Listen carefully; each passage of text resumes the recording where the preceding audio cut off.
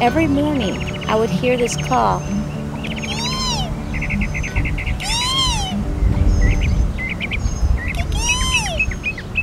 I would wake up in the morning and I would hear that call right by my window. There's a tree right by my window, and the bird would perch there every single morning, and it was beautiful. And I said, I do have a purpose. There is a purpose in my life.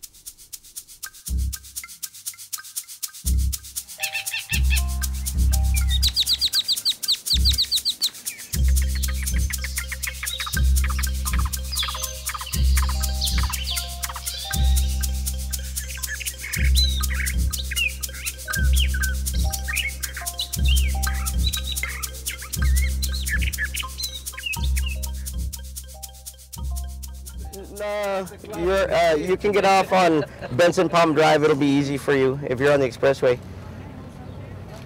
Yeah, there's a Jack in the Box on that road. Hit the expressway.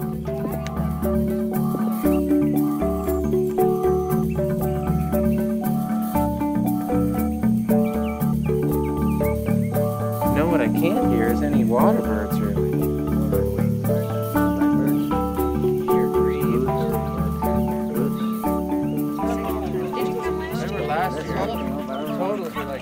Remember last year they just kind of shut up at around 10 o'clock and it got harder and harder to get anything. Beardlets. Tyrannulet. Yeah, Tyrannulet with T-Y-R-A-N.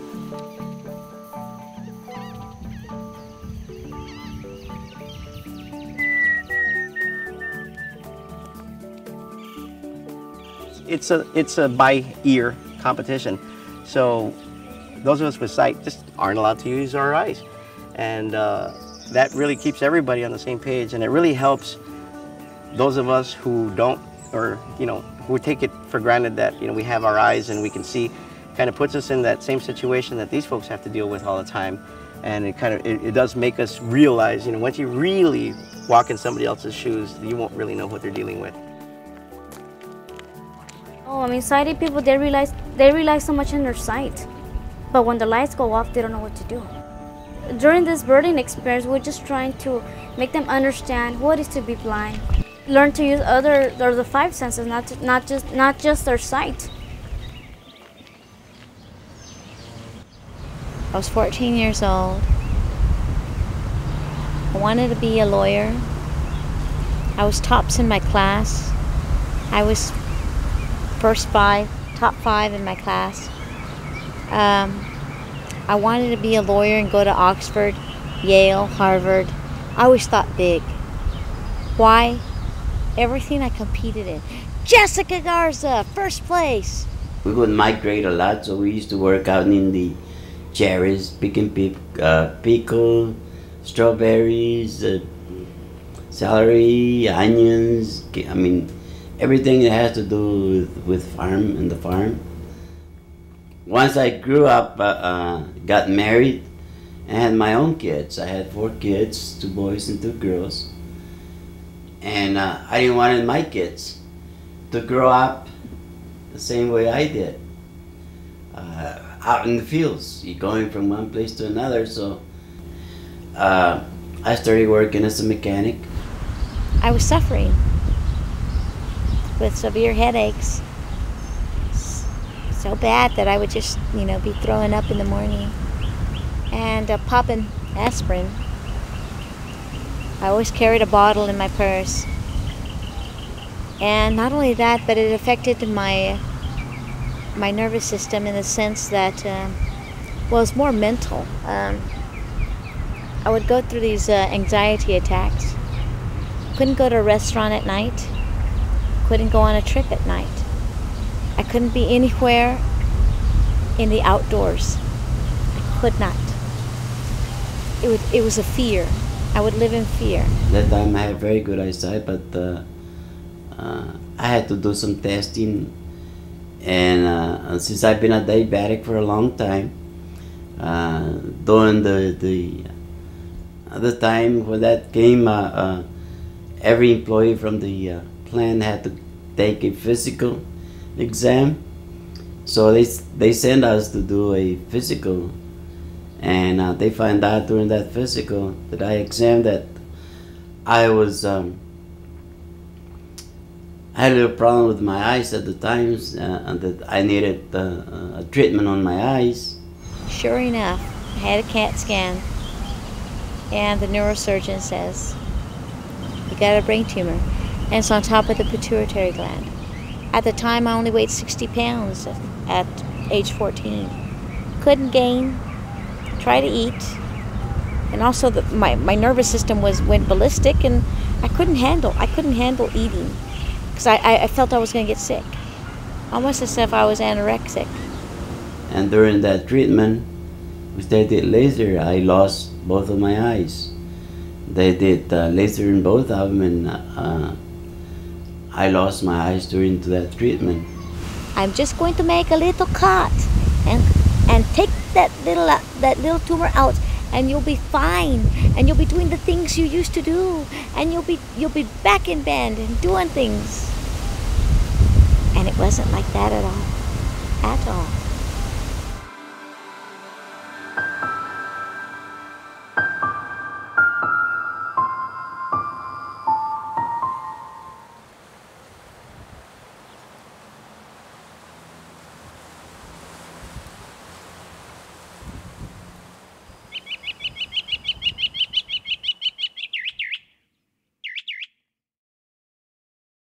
Most of the people, they don't want to give a chance to the blind people. They assume because we're blind that we were like slip and fall or not perform well. All I want for them to give us an opportunity, open doors for us. Right now, I'm going to college, University of Texas Pan American. I'm a junior, and my major is rehabilitation resources to work with the blind or with any people that have a disability. It's not like we can have spaceships go out and collect samples for us. Now, for inside of our own solar system, we can, right? Right now, my goal is to get certified as a rehab and open a birding center for the blind. And that birding center is gonna help train blind people or anybody who is willing to join us, to train people and get jobs, open jobs for them.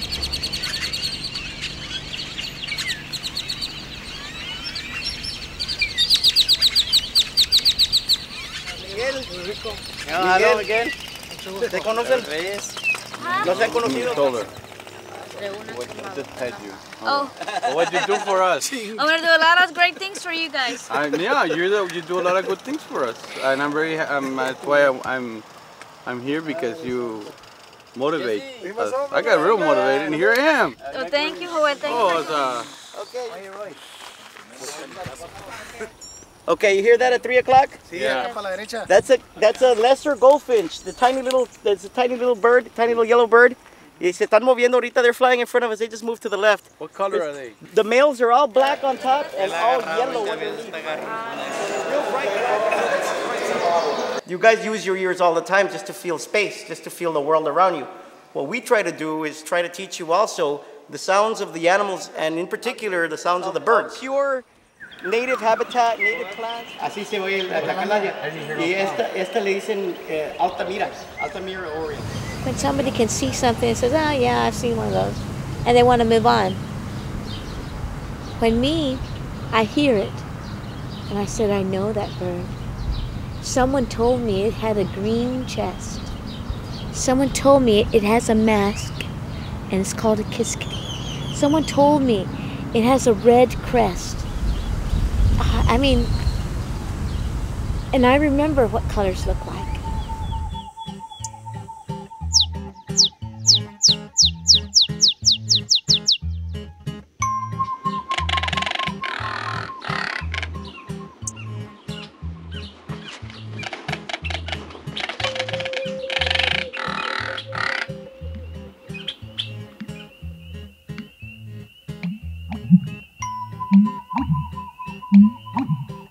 Every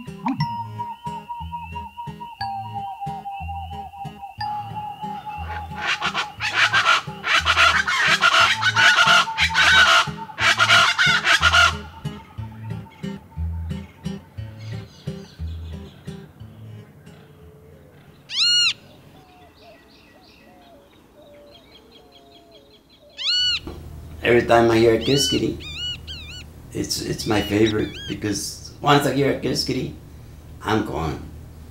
You know, all the other birds come next. Sometimes when I'm walking in campus on Panam, and I'm walking with my note taker or somebody else, I kind of listen to the birds. I'm like, oh, that's a Kiskadee, and I just love the way they sing. And sometimes I have to be careful, because sometimes I pay more attention to the birds than my path, and I get lost when I'm walking down the sidewalks. That's the whole thing. It's getting excited about certain little things like that. Hearing the flapping of the wings of a duck in the water. Okay, we got a new one in front of us, guys. Listen. 12 o'clock. Listen, listen. No. Okay, on the left, we got a clay-colored robin, which we had this morning. Remember the cat? Yeah. That. You hear that? Tropical parula. Okay, give somebody a chance. Yeah.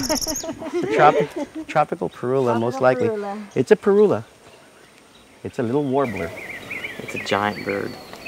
It's about 9 o'clock. He's about the width of your shoulders. So it's 9 o'clock. There we go. Right here. That's a lot. And I think everybody got it. Yeah.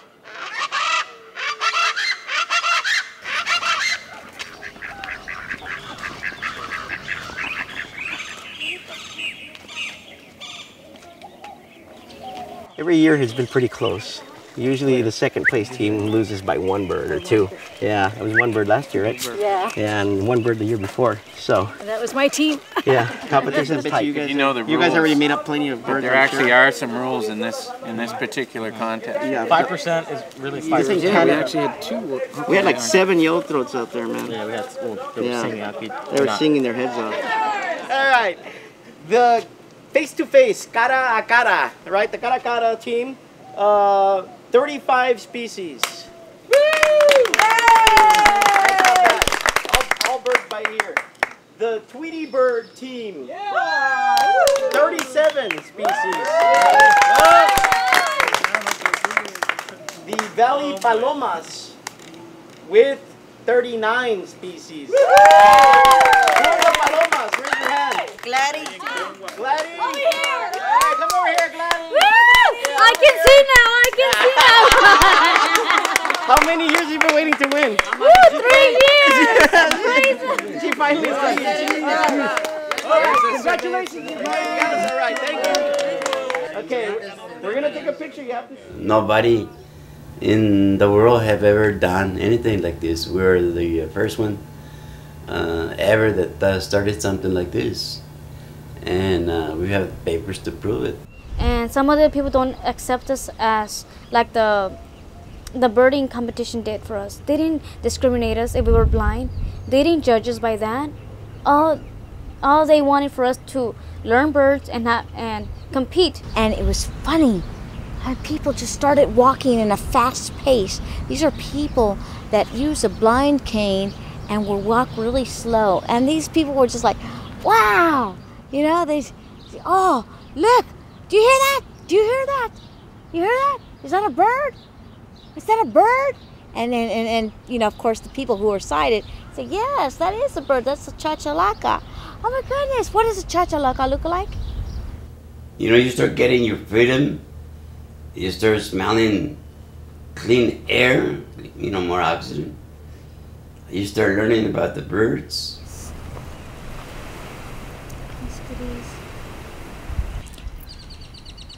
That it has several calls. That one, or sometimes you hear when it kind of like poking the wood, the post. So it goes. No, sorry. That sound, they go like. They do it with their drum, and it's very loud. So I believe it has 3 calls. The golden-fronted woodpecker. Oh, I wish it would sing. I finally had to accept this is my life. My life is a bump in the head.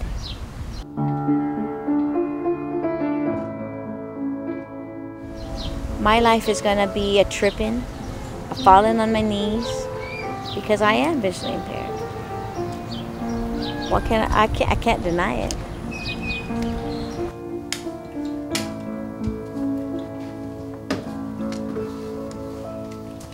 Sometimes, if these blind people would just get outdoors. You can hear them up high at about 11 o'clock. What chapter 2 is really in essence about is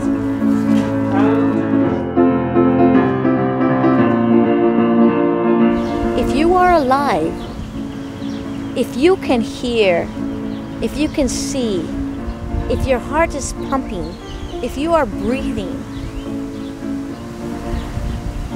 the sound of nature opens up your thoughts.